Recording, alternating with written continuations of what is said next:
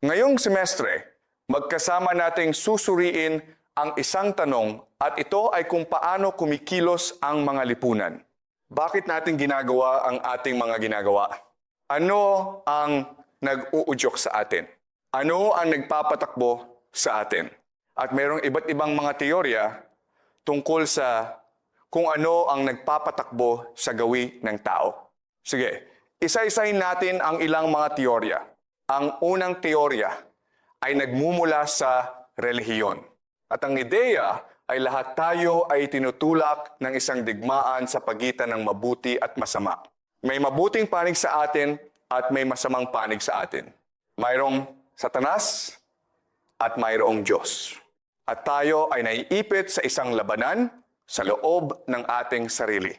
Patungo ba tayo kay Satanas o patungo tayo sa Diyos? At iyan ang sentro ng sibilisasyon ng tao. Kaya ang relihiyon ay nilayon upang bigyan tayo ng lakas, upang ipakita sa atin ang landas patungo sa kabutihan. Sige, iyan ang isang teorya. Ang isa pang teorya ay nagmumula sa biolohiya. At ang ideya ay pakikipagtalik. Gusto nating ipasa ang ating mga gene dahil iyon ang layunin ng ating pag-iral. Kung hindi tayo magkakaroon ng mga anak, mamamatay tayong lahat, kaya ang layunin ng pag-iral ay ang magkaroon ng mga anak at hayaan silang ipasa ang kanilang mga gene sa iba. At para sa mga lalaki at babae, ang buhay ay magkaiba dahil bilang lalaki, mayroon kang ari. At ang kailangan mo lang gawin ay ipasok ang iyong ari sa babae at ayos na. Iyon lang ang kailangan mong gawin. Kaya gusto mong ipasok ang iyong ari sa maraming babae hanggat maaari at iyon ang layunin ng iyong pag-iral. Ngunit bilang isang babae, ang iyong buhay ay magkaiba dahil mahirap ang manganak. Inaabot ng 9 na buwan para mabuo ang bata sa iyong sinapupunan at pagkatapos ang panganganak ang pinakamasakit na karanasan na mararanasan ng sinuman. At pagkatapos ang bata, aabutin ng ka-18 hanggang 18 taon para palakihin ang mutbata hanggang sa maging ganap na matanda. Kaya mayroong malaking puhunan sa iyong panig. Kaya bilang isang babae, kailangan mong maging napakaingat sa kung sino ang iyong pakakasalan o kung sino ang iyong tatalikuhan. At kaya ang buhay ay isang pakikibaka sa pagitan ng mga lalaking gustong ipasok ang kanilang ari sa kahit ano at mga babaeng gustong maging maingat sa kung sino ang kanilang pakakasalan. Kaya iyon ang ideya ng biolohiya. Pagkatapos, siyempre, naroon ang ideya ng lahi at kultura na ang mundo ay isang pakikibaka sa pagitan ng iba't ibang lahi at kulturang ito para sa dominasyon. At ang bawat lahi, bawat kultura ay may kani-kaniyang katangian. Halimbawa, marahil ang dilaw na lahi, sila ay napakatalino, ngunit sila ay napakahina. At pagkatapos ang mga puting lahi ay matapang, ngunit medyo tanga. At ang mga itim na tao ay parang basta. Gayunpaman, iyon ay isa pang teorya. Hindi ko sinasabing tama ito. Sinasabi ko lang na isa itong teorya na pinaniniwalaan ng mga tao. Pagkatapos ay mayroon kang economics. Tama? At ang pinaniniwalaan nila ay itinutulak tayo ng pera o pansariling interes. Gusto nating kumita ng pera hanggat maaari at iyon ang nagpapatakbo sa atin. Medyo simple lang iyon. At ang huling malaking teorya ay ang ideya ng liberalismo na nagmula sa Enlightenment. At dito, ang teorya ay ang kasaysayan ay isang pag-unlad patungo sa kaliwanagan, sa rasyonalidad, sa katotohanan at sa katarungan. Kaya ang maiiwasang takbo ng kasaysayan, ng pag-unlad ng tao ay patungo sa paraiso, patungo sa langit. At marahil, alam niyo na, naliligaw tayo paminsan-minsan, ngunit hindi maiiwasang kumikilos tayo patungo sa Diyos. At ito ay nagmula sa Enlightenment. Tinatawag natin itong liberalismo. Kaya ito ang 5 teorya, maiba pa, ngunit ito ang 5 teorya na nagpapakita sa inyo ng pagkakaiba-iba ng sari-saring mga ideya sa labas. Ang gagawin ko sa Semestrong ito ay magpresenta sa inyo ng isa pang teorya na tinatawag kong game theory. At ang argumento ko sa inyo ay ang game theory ang pinakamahusay na paraan upang maunawaan kung paano kumikilos ang mga tao. Kung ano ang nagpapatakbo sa mga bansa, kung ano ang nagpapatakbo sa mga lipunan, kung ano ang nagpapatakbo sa mga tao. Kaya iyan ang aking argumento sa inyo ngayong semestre. Kaya sa buong semestre ay pag-aaralan natin ang game theory. Sige, ano nga ba ang game theory? Ang game theory ay napakasimple lang. Ang ideya ay mayroong tatlong bahagi ang motlaro. Tatlong aspeto lang sa motlaro. Mayroong mga manlalaro, ang mga kalahok. Okay? Pagkatapos ay mayroong mga panuntunan o ang mga limitasyon. Sa matematika, tatawagin natin itong mga boundary condition. Okay? Ang mga hangganan ng laro. At ang ikatlong aspeto ay ang mga insentibo. Sa madaling salita, paano ka mananalo sa larong ito? Ano ang makukuha mo sa larong ito? At ang argumento ko sa inyo ngayong semestre ay kung pag-aaralan ninyo ang tatlong ito, okay? Kung matutukoy ninyo kung sino ang mga manlalaro, kung matutukoy ninyo kung sino ang nauunawaan ang kakpanuntunan, nauunawaan ang kak-insentibo, kung gayon ay mauunawaan ninyo kung paano gumagana ang laro at dahil doon ay mauhulaan ninyo kung ano ang magiging kahihinatnan ng laro. Okay, iyan ang kasanayan gusto kong ituro sa inyo ngayong semestre. At ang gusto kong ipakita sa inyo, ang ipinapangako ko sa inyo, ay kung matututuhan ninyo ang game theory, magkakaroon ng tatlong malalaking benepisyo para sa inyo bilang estudyante. Muli, hindi ninyo kailangang matutuhan ang game theory. Hindi ninyo kailangang pumasok sa klase. Pero kung maglalaan kayo ng pagsisikap na matuto ng game theory mula sa akin, tatlong bagay ang makikinabang sa inyo. Okay? Ang unang benepisyo ay magiging mas mabuti kayong tao. Ang layunin ng edukasyon, mga kaibigan, ay hindi para makakuha ng matataas na marka o makapasok sa universidad o makakuha ng magandang trabaho.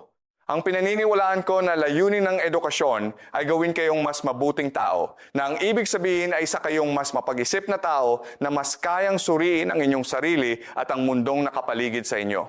Nagbibigay daan ito sa inyo na gumawa ng mas mahusay na mga desisyon. Ginagawa kayo nitong mas mausisa, mas moral at mas malikhain na tao. Okay? Kaya ang benepisyo ng pag-aaral ng game theory ay nagiging mas matalino kayo at dahil doon ay nagiging mas mabuti kayong tao. Okay? Iyan ang numero 1. Ang numero 2 ay mauunawaan ninyo ang mundong kinabibilangan natin dahil ang mundong ito ay medyo hangal. Okay? Maaaring nabalitaan ninyo na si Donald Trump at ang militar ng Amerika ay pumunta sa Venezuela nang walang sapat na dahilan.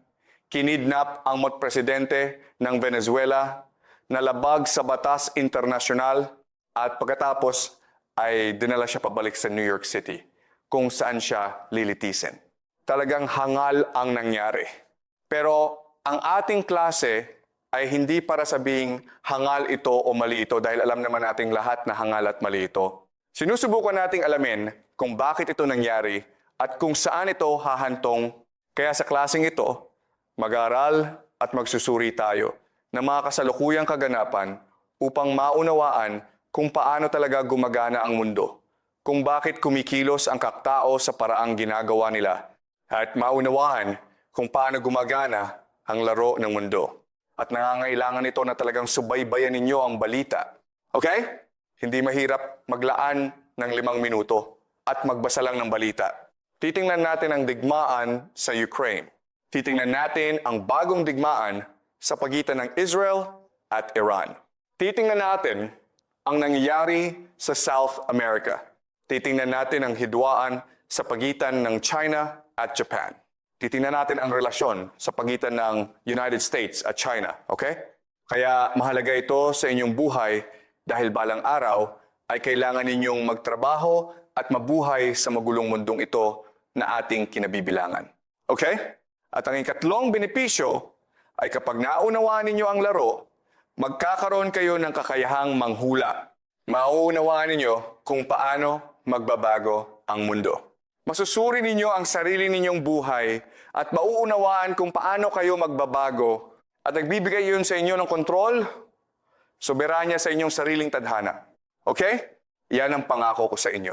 Kung talagang maglalaan kayo ng oras na makinig ng mabuti sa klase, makilahok ng lubos, subaybayan ng balita, at gugulin ang buong semestre sa paggawa nito, kung gayon ang tatlong benepisyong ito ay magsisimulang mabuo sa inyo.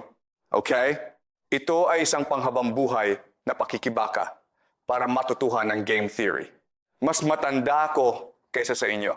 Mas marami akong karanasan kaysa sa inyo. Okay? Pero gusto kong ipakita sa inyo kung paano tingnan ang mundo sa pamamagitan ng game theory.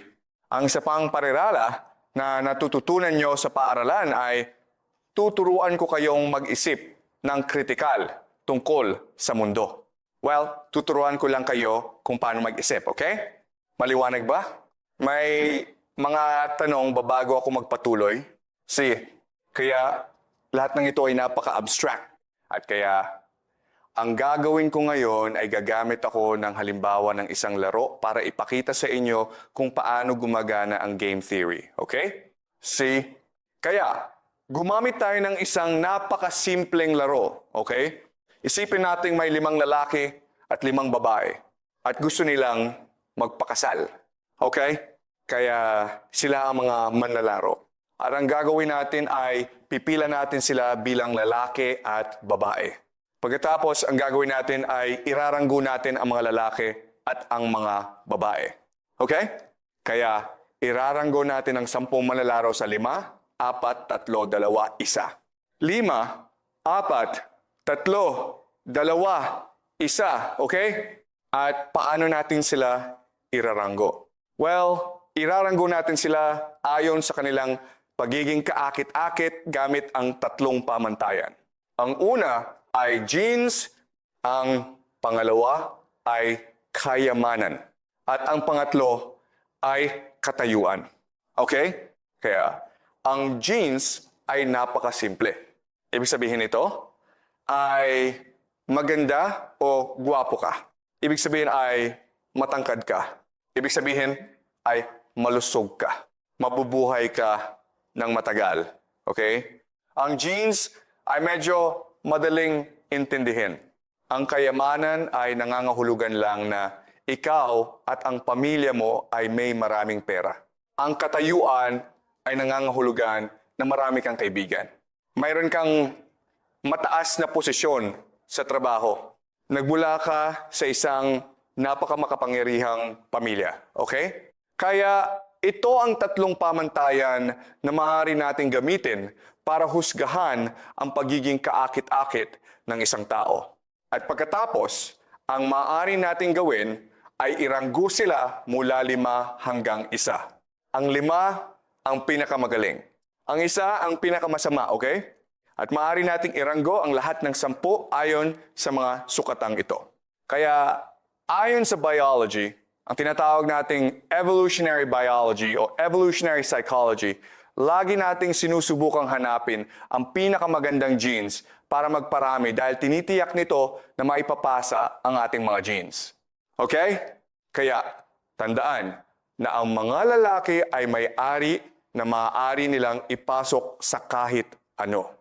Ang mga babae ay kailangang manganak, kaya magkaiba ang kanilang mga diskarte, okay? Kaya, sa madaling salita, ang panglima, ay sinusubukang makipagtalik sa lahat ng 5 babae, di ba?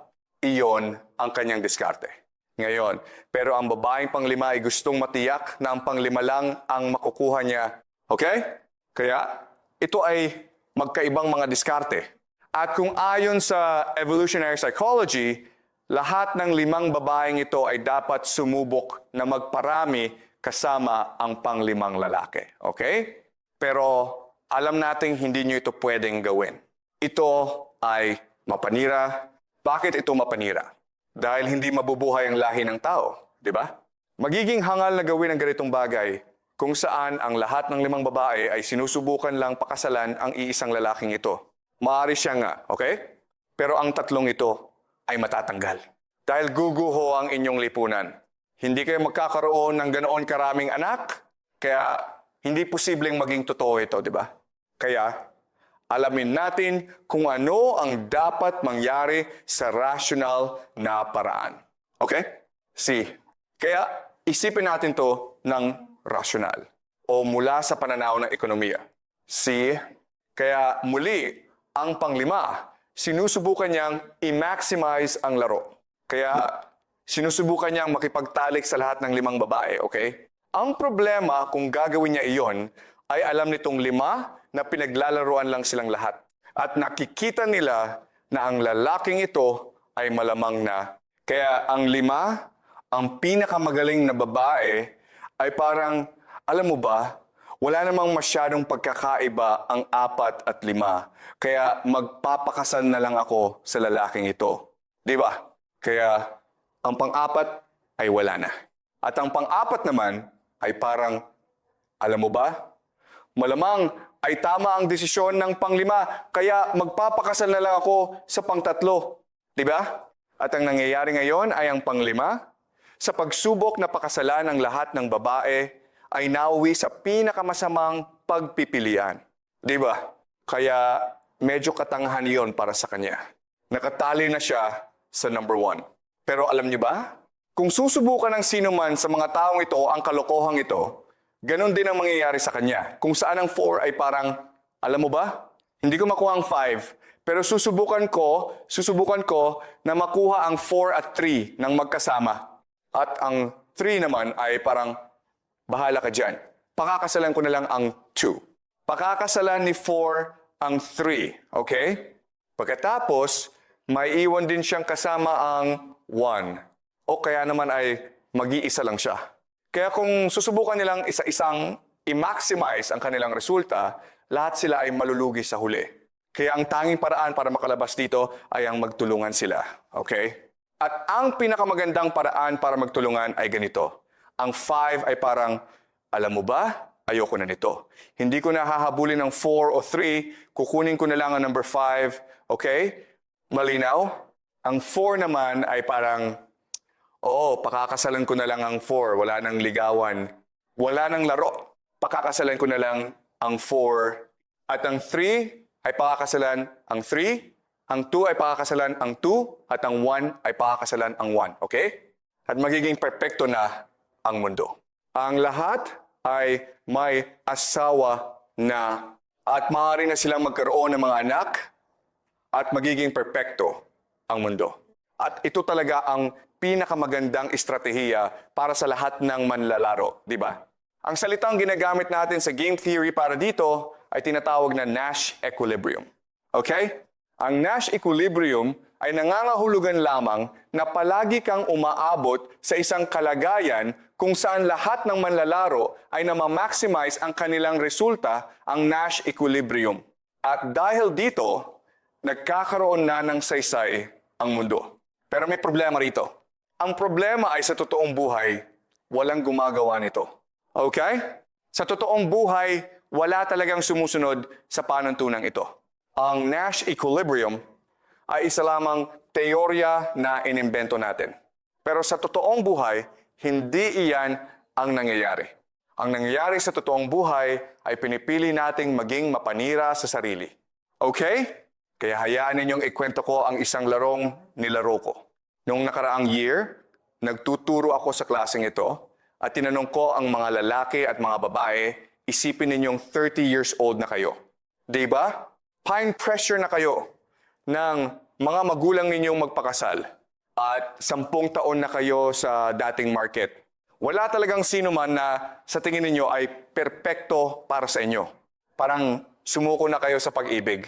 Isipin ninyong gusto nyo nang magpakasal ngayon. At sabihin niyo sa akin kung ano ang pinakamababang requirement na kailangan ninyo para pumayag na magpakasal sa ibang tao. Okay? Ano ang minimum? Okay? At pagkatapos ay pinasulat ko sa mga lalaki at babae ang kanilang sagot. Medyo simple lang ang sa mga lalaki, di ba? Sabi nila, basta gusto niya ako at basta kaya kong makipagtalik sa kanya, ayos na ako, okay? Ganun lang yun kasimple, okay? Totoo iyan. Ang mga lalaki ay parang, Oo, papayag na ako sa kahit ano. Yan ang mga lalaki, di ba? Iba naman ang mga babae. Sabi ng mga babae, okay, kung hindi ko siya mahal, kung hindi man lang ako naaakit sa kanya, kailangan ko ng mga $1,000,000 kada buwan. Talaga? Diyos ko, kailangan ko ng mga $1,000,000 noong nakaraang klase, noong nakaraang semestre. Okay. Sige, kaya hindi ito makatwiran, di ba? Kaya sa teorya, at ang taong ito sa teorya, dapat nating sundin ang Nash equilibrium. Pero sa totoong buhay, ito ang nangyayari. Lahat ng babae ay gusto ang isang lalaking ito. Okay? Maaring siya ang number 4. Sabihin natin siya ang number 4. Pero ang 3, 2, at 1, ayaw nila. At alam natin ito dahil tingnan nyo lang ang mundo sa paligid ninyo. Tingnan nyo ang mga bilyonaryong ito, di ba? Gaya ni Elon Musk. Ilan ang asawa niya? Ilan ang anak niya? Di ba? Lahat ng babae sa mundo, marami, hindi lahat, pero marami ang gusto lang magpakasal sa mga aktor gaya ni Brad Pitt. Mga bilyonaryo gaya ni Elon Musk. Di ba? At ang 3, 2, at 1, ano ang ginagawa nila? Nanonood sila ng Netflix, nanonood ng porn, naglalaro ng video games, sumusuko na sila sa buhay, okay? Sabi nila, wala kaming pakialam. Tinatawag natin ang mga taong ito ng mga incel, di ba? Involuntary celibates dahil karaniwan ay sumusuko na sila sa buhay at ang buhay ay sumuko na rin sa kanila. Kaya, ang buong kompetisyong ito ay sa pagitan ng pang-5 at pang-4 para sa lahat ng kababaihan sa mundo. At ito ay mapanira sa sarili.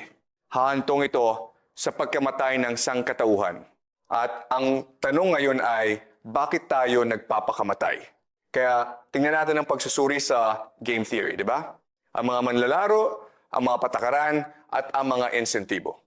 Alam natin kung sino ang mga manlalaro. Ang mga manlalaro ay gumagawa ng mga hangal na bagay. Ang mga patakaran ay alam natin, okay? Pero ang mga insentibo, ang isang bagay na kailangan nating pag-isipan. Bakit sila kumikilos ng ganito? At ang sagot ay dahil hindi sila interesado sa pakikipagtalik o pagpaparami. Ang kinahihiligan nila ay ang katayuan o status. Okay? Iyan ang larong nilalaro nila, status. Hindi ko gustong magpakasal sa isang tao para magkaroon ng mga anak. Hindi ako nagpapakasal sa isang tao para lang makuhanan siya ng larawan at i-post ito sa Instagram para makakuha ako ng maraming likes. Gusto kong magpakasal sa isang tao para makasama ko siyang maglakad sa mall at mainggit ang lahat ko kaklalaki. Gusto kong magpakasal sa isang tao na maipagmamalaki ko. Okay? Isa itong laro tungkol sa status. Hindi laro tungkol sa pakikipagtalik o pagpaparami. Naiintindihan niyo ba? Hindi nagiging rasyonal ang mga tao rito. Sinusubukan ng mga taong i-maximize ang kanilang status sa buhay. At iyan ang dahilan kung bakit lahat ay kumikilos ng ganito. Maaaring siya na ang pinakapangit na babae sa mundo, pero sasabihin pa rin niya, alam mo ba, desisyon ko pa rin kung magkakaroon ako ng mga anak. At ang pagkakaroon ng anak ay napakahirap, kaya kung magsasakripisyo man ako, dapat ay gwapo ang lalaking ito, okay? O kaya dapat ay mayaman ang lalaking ito. Kung hindi, bakit ko gugustuhin magkaroon ng mga anak? Okay? Kaya ito ang dahilan kung bakit ganito kumilos ang mga tao. Kung iisipin mo sa ganitong paraan, mapagtatanto mo na rasyonal ang kaktao. Pero para maintindihan kung bakit sila rasyonal, kailangan mong alamin kung ano ang laro. Okay? Pero magdadala ito sa atin sa isang tanong na, okay, malinaw na mali ito dahil kung ganito ang naging gawin natin sa buong kasaysayan ng tao, wala sana tayo rito ngayon. Okay? Paano nangyaring meron tayong ganitong laro ngayon at mamamatay na tayo pero tiyak na nanggaling tayo sa kung saan? Matagal na tayong naririto. Kaya paano nagawang mabuhay ng kaktao ng napakatagal habang ginagawa ang kakhangal na bagay na ito? At ang sagot ay nagbabago ang larong ito sa paglipas ko panahon ayon sa superstructure ko lipunan. Okay, Ang superstructure ang nagtatakda ng katangian ng laro. Superstructure. Isipin nyo lang ang malawak na pananaw, di ba? Ilan ang kaktalron? Ang lipunan ba ay mayaman o mahirap? Mayroon bang kakaaway ang lipunan? Okay? Ito ang superstructure, ang malawak na pananaw. Demografiya, ekonomiya, kultura, politika, relihiyon, at ang kakbagay na ito na magkakasama ang nagtatakda ng katangian ng laro. Sige, tingnan natin ang tatlong halimbawa ng superstructure. Ang unang halimbawa ay mayroon kang lipunang may maliit na populasyon, okay? Ang maliit na populasyon ay parang 200 tao, 300 tao, okay? Isang nayon, kumbaga. Sila ay mahirap at mababa ang teknolohiya. Ang mababang teknolohiya ay nangangahulugang wala silang access sa malinis na tubig. Hindi nila alam kung ano ang kalinisan. Hindi nila naiintindihan kung ano ang kakmikrobyo. Kaya napakadali para sa isang babae na mamatay sa panganganak. Okay? At mababa ang kompetisyon. Ang mababang kompetisyon ay nangangahulugan lamang na walang kakalabang na yon laban sa kanila. Okay? Kaya iyan ang isang uri ng superstructure. Ang pinakaunang superstructure ng lipunan, tao. Okay? Pagkatapos ay mayroon kang lumalaking populasyon. Okay? Kaya marahil ang pinag-uusapan natin ay 10,000 tao, 20,000 tao, lumalago na ang kanilang kayamanan. Lumalagong yaman. Mayroon na silang ilang teknolohiya. Ibig sabihin ay mayroon silang access sa malinis na tubig at mayroon silang mataas na kompetisyon. Okay? Ibig sabihin ay nakikipagkumpetensya sila laban sa iba't ibang kaknayon at lipunan sa paligid nila. Okay? Iyan ang isa pang superstructure. Ngayon, ang ikatlong superstructure ay ang overpopulation. Okay? Na siyang mundong kinagagalawan natin ngayon, okay? Kung saan sa China ay mayroon kang 1 bilyong tao. Napakaraming tao niyan, sobrang daming yaman, okay? Pero kasama ng yaman ay mayroon kang hindi pagkakapantay-pantay, di ba? At pagkatapos ay mayroon kang mataas na teknolohiya. Ang mataas na teknolohiyang ito ay nangangahulugan lamang na ang bawat babaeng manganganak ay hindi mamamatay. At ang bawat batang isisilang ay mabubuhay. Okay? At pagkatapos ay mayroon tayong tinatawag na equilibrium. Ang equilibrium ay nangangahulugan lamang na oo, may kompetisyon, pero hindi sila magdidigmaan laban sa isa't isa. Ang mundo ay payapa sa pangkalahatan. Okay? At ayon sa superstructure, magbabago ang laro. Kaya bumalik tayo sa laro, okay? Mayroon tayong 10 tao. Sa isang lipunang kakaunti ang populasyon at mahirap, alam nyo ba, hindi sila makikipag-date. Ang gagawin nila ay maaaring magpakasal pero makikipagtalik sila sa isa't isa. Bakit? Dahil bilang isang babae, ang taming paraan para matiyak na mabubuhay ang iyong anak ay kung ang lahat kurkak lalaki sa nayon ay gustong protektahan at alagaan ang bata. At gagawin nila iyon kung naniniwala sila na ang bata ay maaaring sa kanila. Okay? Kaya ang babae ay maaaring magkaroon ng asawa pero pipiliin din ng babae na makipagtalik sa ibang lalaki para itago ang tunay na ama. May katuturan ba iyon? Kaya walang dating, mayroon lang marami at serye kung pakikipagtalik upang mapanatili ang pagkakaisa kung lipunan at politika. Okay? Ngayon, sa superstructure number 2, wala ring dating. Bakit? Dahil ang lipunang ito ay nakikipagkompetensya sa ibang kaklipunan at kailangan nilang magkaroon ng maraming anak hanggat maaari. Kaya ang solusyon dito ay ang pagkakaroon ng mga arranged marriage. Arranged marriages. Kung saan, alam niyo na, sino ba ang may paki kung sino ang mapapangasawa mo? Magkaroon lang ng marami at maraming anak, okay? Wala ring dating. Magkaroon lang ng marami at maraming anak. Pakakasalan mo kung sino ang sabihin ko mga magulang mo na pakasalan mo. Pakakasalan mo ang isang taong kilala mo. Pakakasalan mo ang iyong matalik na kaibigan noong bata ka pa. Sino ang may pake? Okay? Pero magpapakasal ka sa isang tao, magkakaroon ka ng marami at maraming anak. Okay? Yan ang superstructure number 2. Ang superstructure number 3 ay ang mundong kinabibilangan natin. At dito ay meron kayong dating game. Tama? Dahil bakit? Dahil ang tsansa na makakuha ka ng status ay talagang napakababa. Okay? At ang tanging paraan para mabago mo ang iyong status ay sa pamamagitan ng pagpapakasal sa mas nakakataas. At yan ang dahilan kung bakit mayroon kayong dating game. Ang dating game ay pagkakataon para makahanap ka ng isang taong mas mahusay kaysa sa iminumungkahi ng iyong kalagayang panlipunan at demograpiko. Okay? At iyan ang dahilan kung bakit meron kayong mababa at bumababang fertility rate. Okay? Kung saan sa paglipas ng panahon, dahil sa dating game, guguho ang lipunan. Okay? May katuturan ba yon? Kaya, ngayon, ikaw ang gobyerno.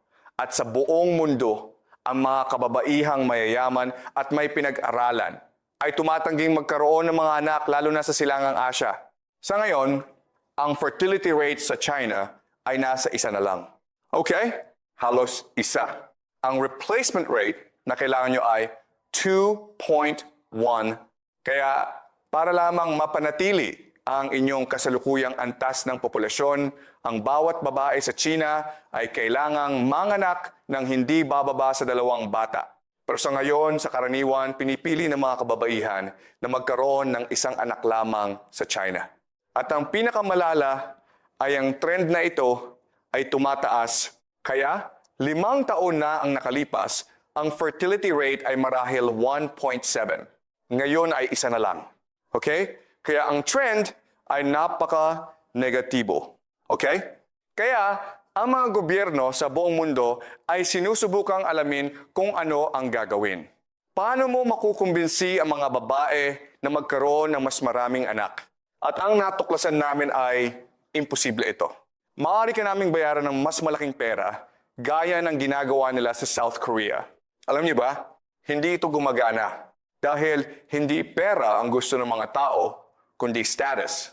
At ang status ay isang zero-sum game. Okay? Ang pera ay walang hanggan.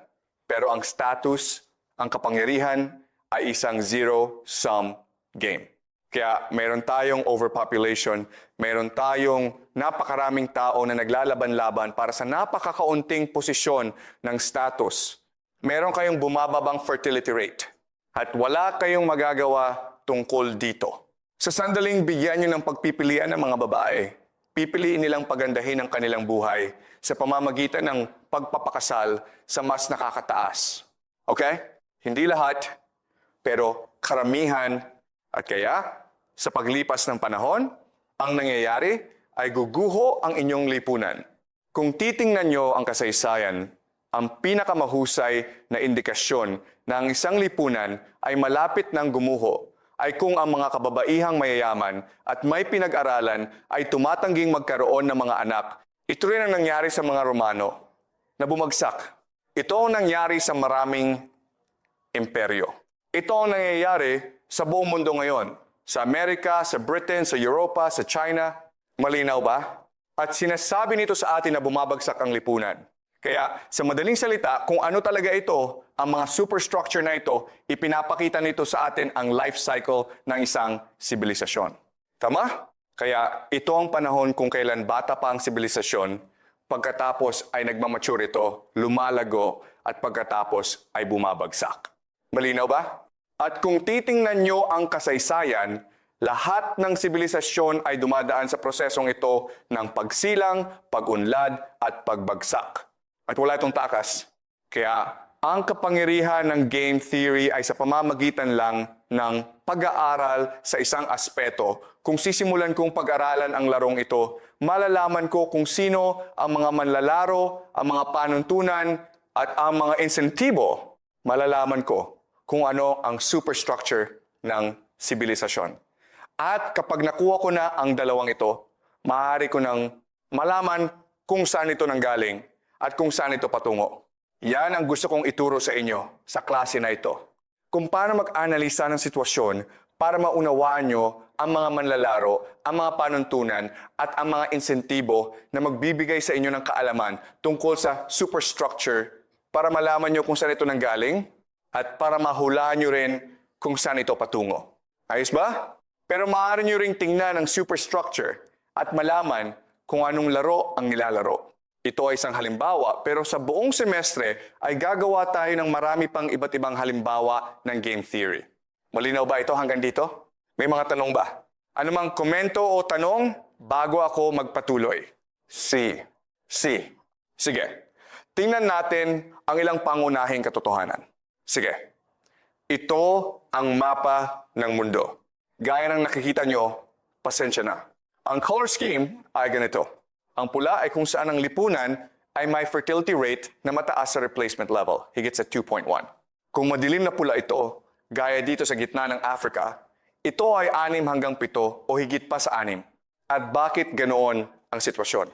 Dahil ang Africa ay nasa sitwasyon kung saan ito ay isang lumalagong lipunan na may katamtamang teknolohiya. Kaya maraming tao ang namamatay, maraming kompetisyon, kaya para mabuhay, kailangang manganak ng maraming bata ang mga pamilya. Wala silang ibang pagpipilian sa bagay na yan. Pero pagkatapos ay pumunta tayo sa ibang bahagi ng mundo. Ito ang North America, Europe, at East Asia, ang 3 pinakamayamang bahagi ng mundo. At alam niyo ba, ang fertility rate ay bumabagsak dahil pumasok na tayo sa endgame kung saan may overpopulation, sobrang yaman, kaya sobrang laki ng hindi pagkakapantay-pantay at napipilitan ng mga kababaihan na pumili ng pinakamahusay na kapareha o kaya ay huwag na lang magkaanak. At dito, ang sitwasyon ay talagang malala. Ang North America at Europe ay medyo maayos pa. Bakit? Dahil sa imigrasyon. Dahil kahit hindi nagkakaanak ang kanilang mga kababaihan, maaari silang mag-import ng mga tao para sa kanilang labor force. Pero ang East Asia ay talagang dehado na. Tingnan nyo ang rehiyong ito. Ang China ay isa, pero ang pinakamalala ay ang North Korea. Pasensya na, ang South Korea. Ang South Korea ang may pinakamababang fertility rate sa buong mundo. Sila ay nasa pagitan ng 0.6 hanggang 0.8. Kaya malamang na mawala na sila sa loob ng 50 taon. Napakalala nito na kapag pumunta kayo sa South Korea, may mga karatula sa labas ng mga restaurant na nagsasabing bawal ang aso at bawal ang bata. Iniisip nila na ang mga bata ay problema. Kaya tingnan nyo ang mga lugar na ito, muli, mas mahirap sila, kaya napipilitan ang mga kababaihan na magkaroon ng mas maraming anak para mabuhay. Pero tingnan nyo ang mayayamang lugar, malamang na mawala na sila sa loob ng 100 taon.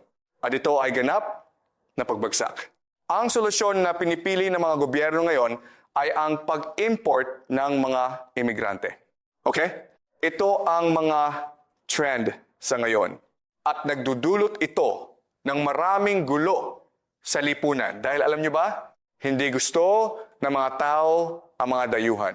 Hindi gusto ng mga tao ang mga imigrante. Pero wala silang magagawa sa bagay na ito dahil kasabay ng krisis sa fertility ay ang krisis sa pagtanda kung saan ang populasyon nyo ay tumatanda ng tumatanda. Okay? Kaya ang mundo ay hindi ganun kasimple. Kung gusto ninyong malaman kung sino ang mamumuno sa mundo sa loob ng 100 taon, alamin nyo lang kung saang lipunan, sa aling lipunan pinipili ng mga mayayaman at edukadong kababaihan na magkaroon ng mga anak. At ang lipunang iyon ang mamumuno sa mundo. Okay? Ganoon lang yun kasimple. Di ba? Sa kasamaang palad, kung ganoon ang gagawin nyo, makakakuha kayo ng isang talagang nakakabagabag na sagot. Okay? Kaya, ito ang per capita GDP. Okay? Kung magkano ang kinikita ng mga tao. Malinaw na kung nasa 0 ka, napakahirap mo. At kung lilipat ka rito, napakayaman mo na. Okay? Ang United States, ang pinakamayamang lipunan sa mundo, di ba? Siyempre, naiintindihan natin iyon. Pagkatapos, ito naman ang fertility rate na nagsasabi sa atin kung ilang anak ang mayroon ang mga kababaihan sa karaniwan Okay? Kaya, muli, 2, 1 ang replacement rate. Okay? 2.1 ang replacement rate. Ang United States ay talagang mas mababa sa replacement rate, pero hindi naman to iniintindi ng United States dahil maaari silang kumuha ng mga imigrante. Ang China ay malamang na nandito sa bandang ito. Okay? Ang Angola ay nandito sa itaas, pero mahirap ito. Kaya ang sinasabi ng mapang ito ay ang bansang malamang na maging dominante sa susunod na 50 taon ay ang bansang ito, Israel. Okay? Ito ang tanging mayaman, western at high-tech na lipunan kung saan pinipili ng mga kababaihan na magkaroon ng higit sa 2 anak. Okay, ito ang itinuturo sa atin ng game theory. At oo, alam kong may mga taong magsasabing, pero ang Israel, mayroon lang itong 9 milyong tao at nasa gitna ito ng disyerto. At kinasusuklaman ng lahat ang Israel. Naiintindihan ko yon. Maraming salamat, okay? Naiintindihan ko iyon. Pero kung susuriin nyo lang kung paano tumatakbo ang laro, okay? Kung titingnan nyo ito ng objektibo, mula sa perspektibo ng game theory, papipilitan kayong magpasya na ang Israel sa ngayon ang may pinakamalaking bentahe sa lahat. Ngayon, posible na magbago ang fertility rate ng mga lipunan habang nagbabago ang mundo. Okay? Pero ang sinasabi ko ay, base sa kasalukuyang kalagayan ng mga bagay-bagay, ang trajectory ng paglago ng Israel ay napakataas. Pero ang tanong ay, okay, bakit ang Israel ay iba sa lahat? At ang sagot ay dahil galit sa kanila ang mundo. Okay? Dahil iniisip nilang iba sila sa lahat. At kailangan nilang magkaisa para mabuhay. Kaya sa Israel, ang fertility ay isang status. Okay? Kung isa kang babae at nanganak ka ng maraming bata, ibig sabihin ay mahal mo ang Israel. Ibig sabihin ay ginagawa mo ang lahat ng iyong makakaya sa digmaang ito para mabuhay. Ibig sabihin ay isa kang makabayan. Okay? Pero may kinalaman ito sa relihiyon. Kaya ang ginawa ng kanluran ay hindi lamang ito lumikha ng isang sistema ng pakikipag-date kung saan maaaring piliin ng mga babae na magkaanak, kundi tinalikuran na rin ng kanluraning mundo ang ating relihiyon at niyakap ang materialismo. Diba? Kaya ang pinahahalagahan sa ating mundo sa kanluran ay hindi ang pagiging makabayan o pagmamahal sa pamilya o tungkuling panrelihiyon. Ito ay kung gaano karami ang followers mo sa Instagram. Ito ay kung gaano karami ang subscribers mo sa YouTube. Ito ay kung gaano karami ang pera mo. Okay? Iyon lang ang mahalaga. Kaya base sa kasalukuyang takbo ng mga pangyayari, napakahirap para sa kanluraning mundo at maging para sa China na mabuhay sa susunod na 50 taon. Okay? At alam ko ang sasabihin nyo, may 1 bilyong tao ang China. Kaya kahit na 10 milyong bata lang ang ipinapanganak namin bawat taon, mananatili pa rin kami ng napakahabang panahon. Okay? Kaya sa ganitong bilis, pagsapit ng 2100, ang China ay magkakaroon ng populasyon na 600 million, marami pa ring tao iyan. Ngayon, heto ang problema. Ang South Korea, ang itinuturing na pinakamalalang senaryo, at para sa South Korea, ito na ang pinakamagandang posibleng mangyari kung saan base sa kasalukuyang takbo at ipagpalagay nating walang masamang mangyayari sa kanila, pagdating ng taong 2100, magkakaroon kayo ng sitwasyon kung saan ang malaking bahagi ng populasyon ay lampas 62 dawang gulang na at wala ng mga bata. Isa itong lipunang parang zombie kung saan walang nagtatrabaho at ang lahat ay naglalakad-lakad na lang sa parke araw-araw. Dahil walang nagtatrabaho, guguho ang ekonomiya. Tingnan ninyo ang takbo kung nasaan tayo ngayon, kung saan ang nakararami ay kabilang pa sa working population na isang mabuting bagay. Kailangan ninyo yan para sa ekonomiya. Pero pagdating ng taong 2040, magkakaroon na ng napakalaking dependency sa populasyon ng Korea. Nakikita ninyo ba ito? Nasaan na tayo? Ngayong 2020, hindi pa naman ganoon kasama Pero pagdating ng 2040, tingnan ninyo ito. Halos wala ng mga bata at punong-puno na ng mga retirado. At pagdating ng 2060, napakahirap na ng sitwasyon. Ang inyong working population ay mababawasan ng kalahati o 50%. Kaya kung mananatili ang lahat sa ganito, mawawala ang South Korea sa taong 150 sa pinakamagandang senaryo. Pero alam natin sa kasaysayan na ang mga lipunan ay hindi namamatay ng natural kalaunan, mapipilitan ang South Korea sa mga digmaan at krisis sa ekonomiya. Kaya lalo pang bibilis ang takbong ito. Kung lalampas pa ang North Korea sa 2080, magugulat ako. Magugulat ako kung sa 2040 ay gumuho na ang South Korea bilang isang bansa dahil kailangan ninyo ng mga taong magtatrabaho at kailangan ninyo rin sila para lumaban sa giyera. Kaya kung sakaling bantaan ng North Korea ang South Korea, karamihan sa inyong adult population ay wala na. Hindi na kayang lumaban sa giyera ng South Korea ngayon. Ang kinabukasan ng South Korea ay tila wala ng pag-asa. Walang magagawa ang South Korea tungkol dito dahil ito ay isang lipunang napaka-materialistiko kung saan ang tanging paraan para umasenso ay ang kumita ng maraming pera. At kung ikaw ay nasa middle class sa South Korea, walang saysay na magkaroon ka ng 3 anak. Mas lohikal para sa iyo na magkaroon ng iisang anak at ibuhos ang lahat ng iyong resources sa batang ito sa pag-asang papasa siya sa college examination, makakapasok sa magandang universidad, at makakakuha ng magandang trabaho sa Samsung na siyang tanging malaking kumpanya sa South Korea. Napakahirap ng sitwasyon sa South Korea. Yun lang muna para sa araw na ito. May mga tanong ba kayo tungkol sa ating natutunan? Sige. Mike, ikaw muna. Tungkol sa huling graph na tinalakay natin tungkol sa Israel, napansin ko na ang Saudi Arabia ay nasa maayos ding posisyon pagdating sa GDP per capita at fertility rates. Pero para sa Saudi Arabia, baka mali ako, pero parang hindi sila nakakatanggap ng ganoong katinding galit kumpara sa Israel. Kaya bakit sila nasa katulad na posisyon ng Israel? Magandang tanong yan. Ang Saudi Arabia, gaya ng makikita ninyo sa mapa, ay isang napakayamang lipunan. At ang mga pamilya ay may average na 4 na anak. Kaya ang Saudi Arabia ay maituturing na isang outlier. Ang dahilan ay dahil nakukuha nila ang lahat ng pera nila mula sa kita sa langis. Ibinebenta nila ang kanilang langis sa buong mundo. At ano ang ginagawa nila? Gumagawa sila ng isang welfare state gamit ang kita sa langis na ito. Kaya maiengganyo kang magkaroon ng maraming anak hanggat maaari dahil ang gobyerno ang magbabayad para dito. Libreng pag-aaral, libreng pangangalaga sa kalusugan, libreng pabahay at garantisadong trabaho.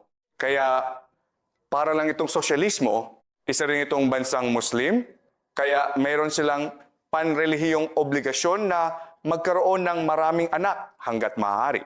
Pero ang problema sa Saudi Arabia ay ang konsepto ng human capital. Hindi ito talaga isang maayos na lipunan kung saan ang mga tao ay may mataas na antas ng edukasyon at nakakatulong sa ekonomiya. Nakukuha lang ng Saudi Arabia ang lahat ng pera nito mula sa langis at iyon na iyon. Sinusubukan nitong paunlarin ang human capital nito pero hindi ito talaga gumagana. Kaya tama ka na ang Saudi Arabia ay tila maayos ang lagay pero sa totoo lang ay hindi. Pero may mga magsasabi rin tungkol sa Israel na ang Israel daw ay nakukuha ang lahat ng pera nito mula sa Estados Unidos. At ang militar ng Amerika ang sumusuporta sa kanila. Totoo yan sa isang banda. Pero masasabi ko na kung pupunta ka talaga sa Israel, makikita mo na isa itong bukas at dinamikong lipunan kung saan malaya kang magtanong at punahin ang gobyerno at kung saan marami kang oportunidad para sa social mobility. Kaya ang Israel ay may demokrasya, mayroon itong inobasyon at teknolohiya. At ang Saudi Arabia ay wala ng mga bagay na ito. Kung gusto mo maging isang malakas na bansa, kailangan mo ng inobasyon, pagiging bukas at teknolohiya. Mataas din ang antas ng edukasyon doon. Malinaw ba yon? Kaya ang Saudi Arabia ay talagang isang outlier dito. Pero ang problema ay anong mangyayari kung maubusan ng langis ang Saudi Arabia o kung magkaroon ng digmaan sa Middle East? Siguradong malalagay sa alanganin ang Saudi Arabia. Pero maaari mo ring sabihin na marami namang pera ang Saudi Arabia, kaya baka ayos lang. Kaya ang game theory ay hindi nagbibigay sa atin ng lahat ng sagot. Ang game theory ay nagsisilbi lang na gabay para tayo ay magtanong at magsaliksik. Malinaw ba? May tanong ako kung kailan ang datos na ito. Mula pa ito noong 2009, di ba? Kumusta naman ngayon? Malaki ba ang ipinagbago? O mayroon bang nagbago? C. Nagtanong ka tungkol sa pinagmula ng datos at tama ka na magkakaroon talaga ng mga pagbabago. Pero ito ay para sa taong 2024 at ito ang Israel dito mismo. Kapag kulay pula, ibig sabihin ay higit ito sa replacement rate. At kung i-google nyo ang fertility rate ng populasyon ng Israel, ang Israel lang ang tanging mayaman na bansa sa mundo na may fertility rate na higit sa replacement rate. Meron pa bang ibang katanungan? Sige, magaling. Makita-kita tayo sa susunod na klase.